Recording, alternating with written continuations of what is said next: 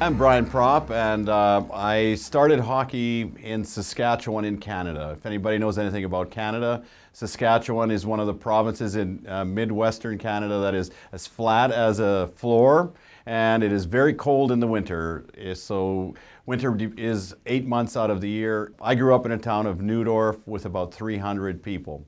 Everybody played hockey, and I started when I was 4 and 5 years old. As I got a little bit older, I joined the Melville Millionaires in Melville, Saskatchewan, so I can tell people I was a millionaire once. And I moved to the Junior A Leagues in Canada, which was the Brandon Wheat Kings in Manitoba. And from that, at that point in time in the late 70s, most players got drafted out of the Canadian Junior Hockey Leagues. I was drafted by the Philadelphia Flyers, number 14th overall in 1979. And I stayed with the Flyers for 11 years and then continued on to play 5 more years with some other teams in the NHL and ended up 1 year in southern France. I never really thought that hockey was going to end. You're not really thinking about what you're going to do later on. I had made a lot of friends outside of hockey that were business-related friends. I had a group of people that we had been talking, and we decided to build an ice rink in Medford, New Jersey. So that was my first go through after hockey, doing something that I knew and loved, which was running the whole ice rink, making sure that the programs were set up, teaching the learn to skates, the learn to play hockey, and running the hockey camps in the summertime.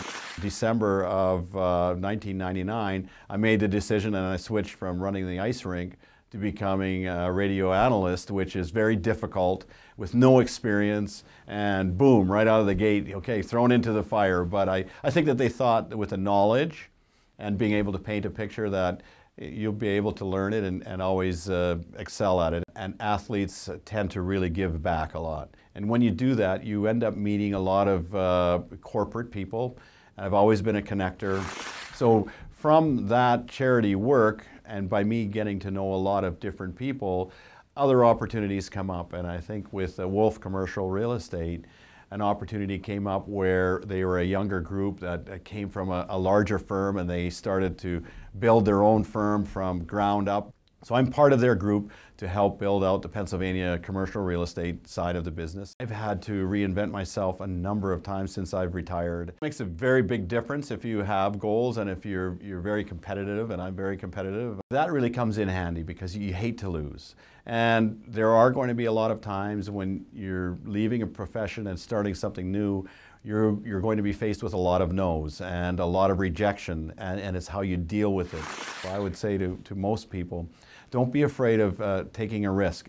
It can be pretty scary, but if you're happy yourself, you tend to make everyone around you a lot happier. 3 short-handed goals and a hat trick for Brian Propp.